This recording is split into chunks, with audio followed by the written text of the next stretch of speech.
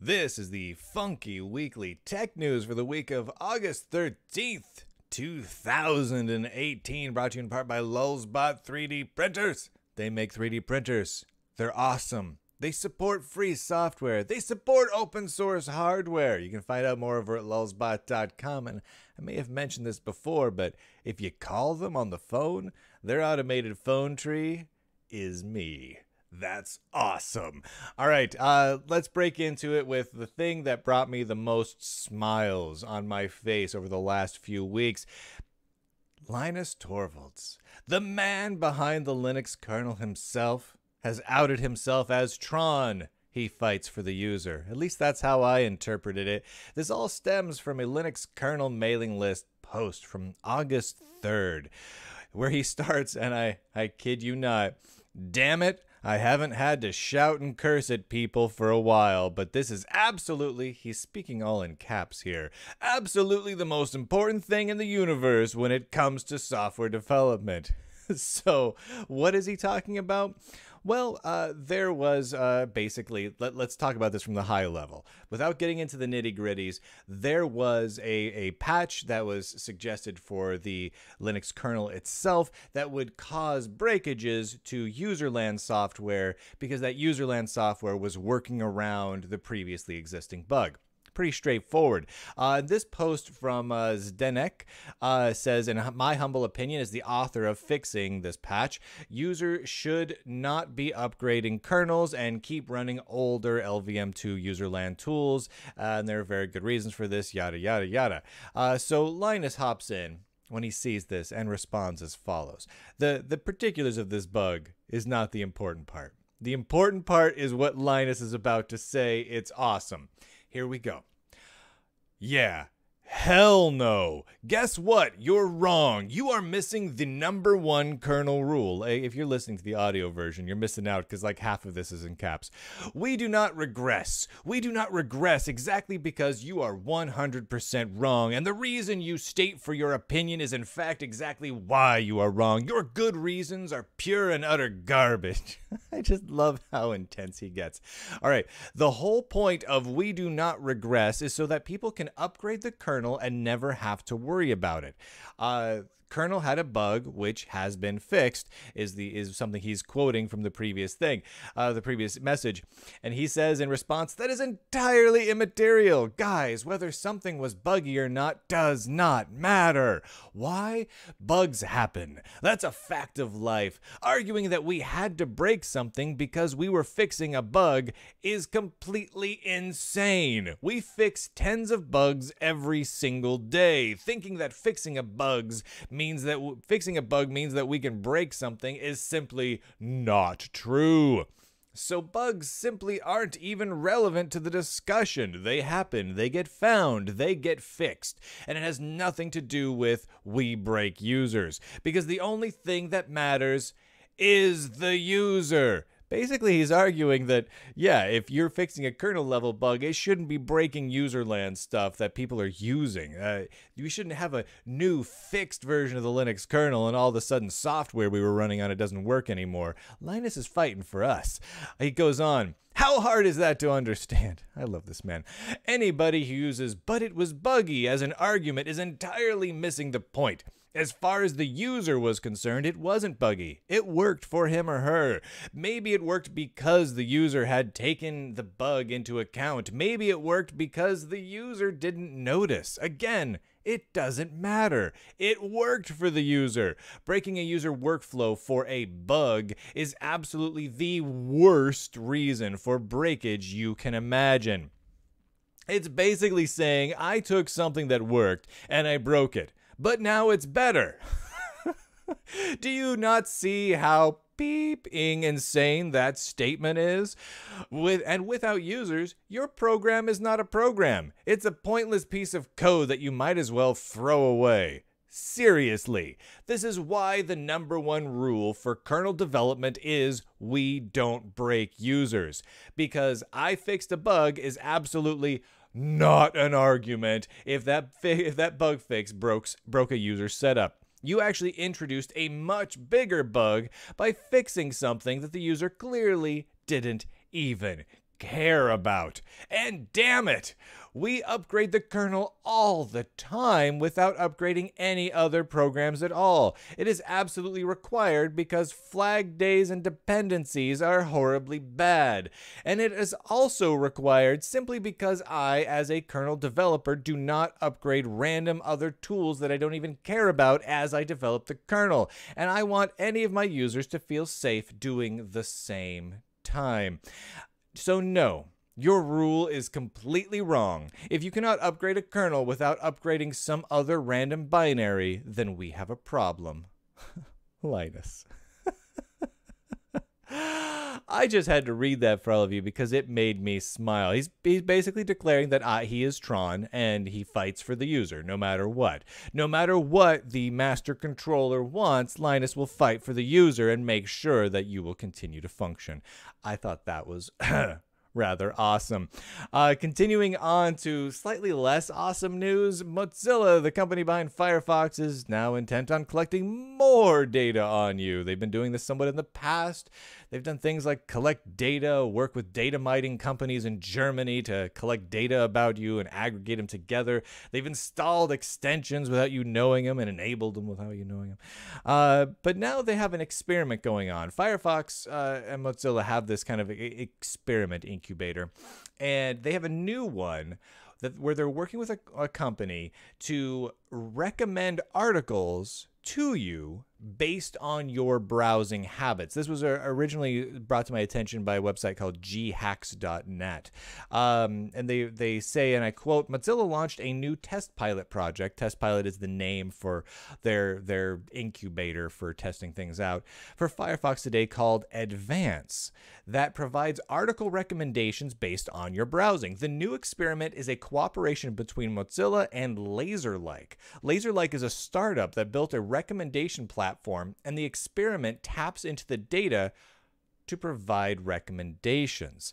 Now, what I found really interesting with this is if you go to the test pilot website, which is where Firefox and Mozilla kind of coordinate all of this, they have at testpilot.firefox.com/experiment/advance, they have a list of potential issues relating to privacy you might want to be aware of, but they made the text really, really small and buried it down on the side. Well, I've gone ahead and copied that for you here so you know exactly what this is.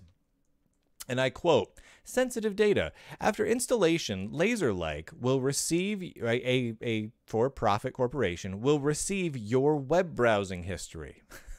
Yep. No data is sent if you are in private browsing or pause mode. The experiment expires or you disable it. LaserLike also receives, not a joke, your IP addresses, date and time stamps, and time spent on web pages. This data is used to index URLs publicly visible on the web. Continues.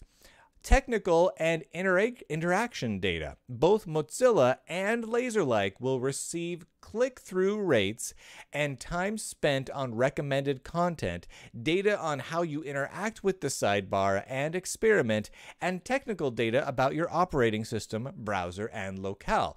The thing I find interesting about this is essentially about all of the data they could possibly mine on you, and is in fact a little bit more intrusive than what Google or Firefox does. That's ridiculous. Not a lot. Google and Firefox are pretty darn intrusive as it is, but they're really, really stretching here. The good news with all of this is that you don't have to run it. This is an opt-in test pilot program for Firefox right now, so if you have Firefox installed, unless Firefox does what they have done in the past and enabled things and installed things without you knowing about them, unless they do that, which I doubt they will because they got their hands slapped pretty bad the last time, then it's not running, and this is something you can safely ignore for now. However, this is a test run. This is something that Mozilla, as a for-profit corporation that makes $500 million per year, sometimes you have to remind people of that, is looking at doing. The reason they're looking at doing it is because it might be a future feature, or maybe it'll influence a future feature. Who knows, right? Needless to say, if you opt into it, you are basically sending every website you go to, your IP address, so who you are, how long you spent on websites, what you clicked on, etc., to both Mozilla and this company LaserLike all the time. So I would recommend people not do that unless they really, really want that data shared by multiple gigantic for-profit corporations. But for now, safe. For now, it's a test run that you have to opt into, and that's a good thing. Hopefully it doesn't change. In other news, the Linux Foundation has partnered up with the Academy of Motion Picture Arts and Sciences, the Academy, the organization that hosts the Oscars, right? So the Oscars have basically partnered up with the Linux Foundation, which is fascinating. And they've created a new foundation. And I'm quoting Variety here because, well, I don't think I've ever had the opportunity, and I may never again have the opportunity to quote Variety, the news or outlet that just covers like Hollywood stuff here on the Lunduke Show. But at Variety.com, they said, and I quote, "Hollywood goes open source. Academy teams up with Linux Foundation to launch Academy Software Foundation." This is totally real. This is an absolutely real thing. It's absolutely fascinating. So check this out. This is also from the Variety article. Hollywood now has its very own open source organization. The Academy of Motion Picture Arts and Sciences has teamed up with Linux Foundation to launch the Academy Software Foundation, which is dedicated to advance the use of open source in filmmaking and beyond. Which is cool. I mean, that's awesome, right? The association founding members include Animal Logic, Autodesk, the AutoCAD guys, Blue Sky Studios, Cisco, DreamWorks, Epic Games, Foundry, Google Cloud for some reason, Intel, Side Effects, Walt Disney Studios, and Weta Digital, which I believe Weta Digital is the company that does the special effects and whatnot for films like the Lord of the Rings series, right? Together, they want to promote open source, help studios and others in Hollywood with open source licensing issues, and manage open source projects under the helm of this new software foundation. Fascinating. They provide this like big infographic to go along with it that lists out open source in the motion picture industry. So open source software is at the core of the creative universe, helping incredible worlds and stories come to life on the big and small screen. And there are still many frontiers to explore. I thought it looks pretty good. It basically has got the guy in a spacesuit jumping across a landscape, right? And it lists out a ton of different projects, Maya, Riptide, and all sorts of things that people are using every day to create special effects, video and audio editing, processing, video backup stuff, a whole bunch of things that are used here across a wide variety of different studios or companies and special effects agencies, which is true. I mean, open source software and free software as well is used fairly heavily throughout the motion picture industry, not exclusively by any stretch of the imaginations. And I don't even know if there's any that out there that could say they use a majority of open source, but there are open source projects in use, and that is quite cool. Now, as it relates a little bit more closely to home, the Variety article continues. Linux Foundation Executive Director Jim Zemlin argued that this kind of cooperation could be transformative for Hollywood. "I've seen this movie before in other industries," he punned, explaining that automotive companies had seen a huge benefits from working together on open source projects. And that is true. I mean, there are multiple organizations that deal with open source type stuff within automotive.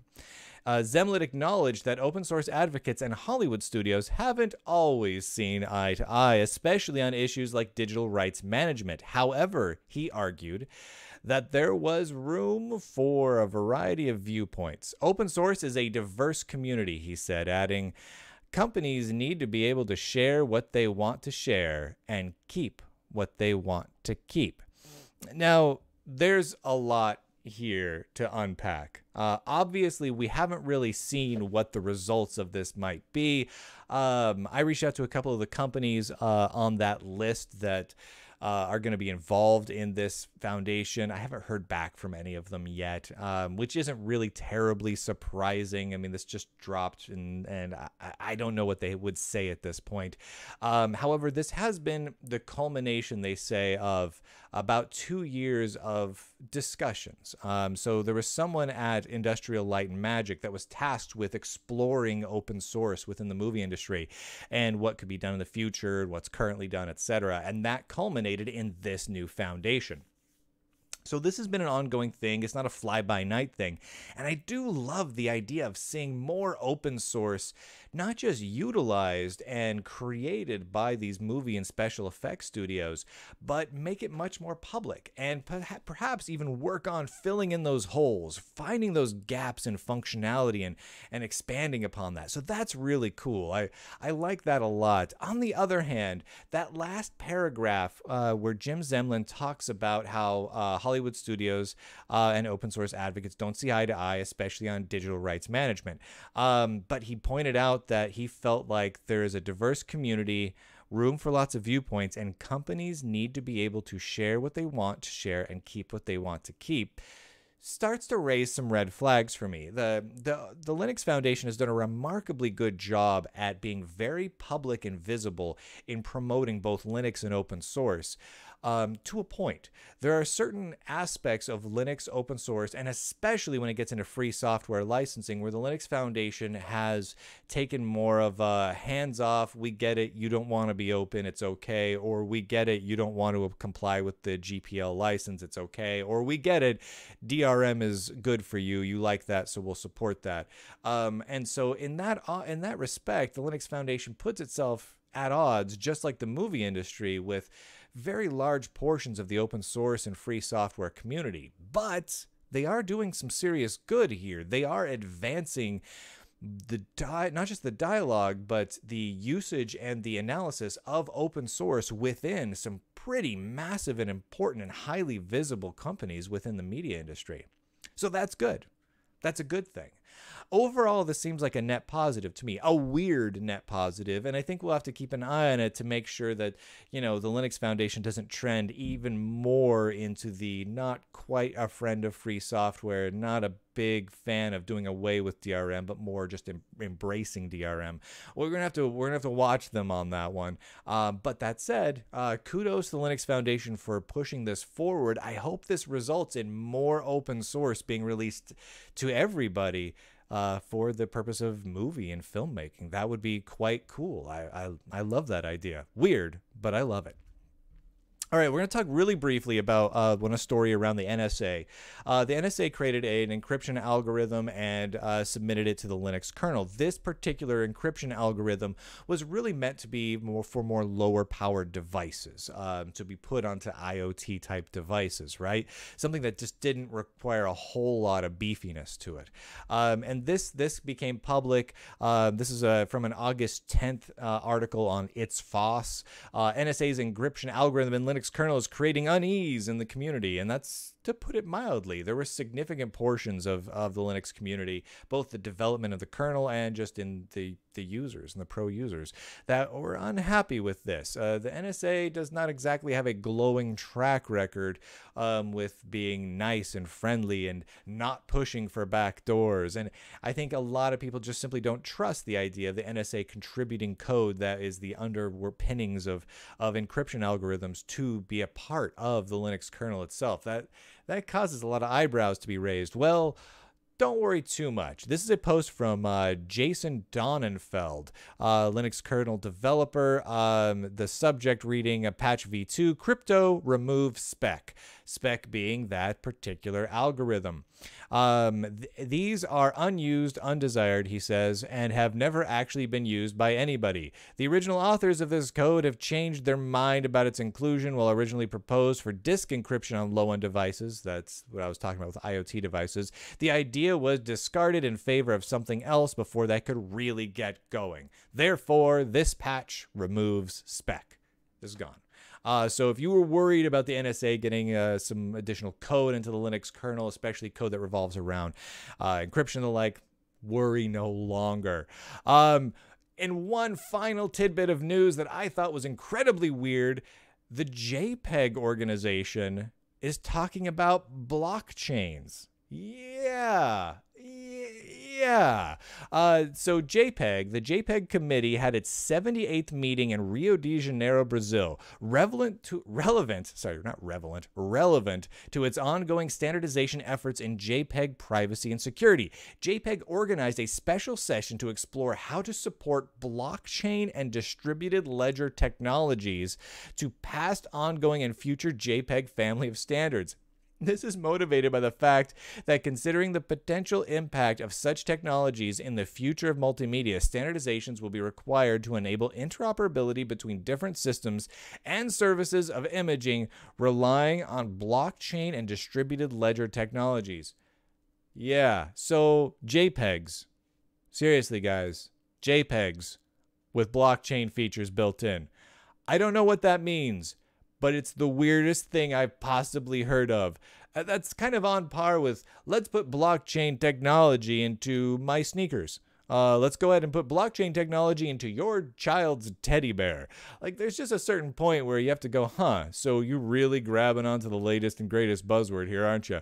While we're at it, why don't we put a hypervisor inside of JPEGs and let it be running in the cloud? That would be great. It'd be good for business-to-business situations. Anyway, I don't really think much is going to come of that, but it's hilarious to look at just the same. In this episode of the Funky Linux Tech News, not Linux Tech News, it's very Linuxy this week though, ain't it? The Funky Weekly Tech News is brought to you in part by Purism, who make Linux-powered laptops. Free Software Foundation approved Linux distribution on those laptops. You can find out more over at Purism's website, puri.sm, and they've also got a phone coming along down the line pretty shortly. They've been posting updates to their website pretty regularly, and I follow them with great fascination. Anyway, Purism, fantastic sponsor of the show, as well as Pogo Linux. If you go to pogolinux.com, click on like some of their servers and their workstations. They have the greatest website for speccing out like customized server builds and workstation builds and whatnot. Just lust-worthy, drool-worthy hardware. I mean, just the best, the beefiest storage. They also do medium-sized stuff, but man, you can put together some of the biggest and coolest servers over there. Find out more at pogolinux.com, and I would like to do a shout-out to all the supporters of this show. Over on patreon.com/Brian Lunduke. If you're not currently a supporter of this show and you'd like to get this show with the DRM free downloads and the RSS feeds and all the other goodies, the Discord servers, everything else that these cool people are getting, head on over there now. These are the people that make the magic happen. Without them, these lights turn off. This internet connection I'm using to upload this goes away. They make this happen. So a big thank you to all of you out there, all of the upper level. These are for the 32-bit and up level supporters over on Patreon.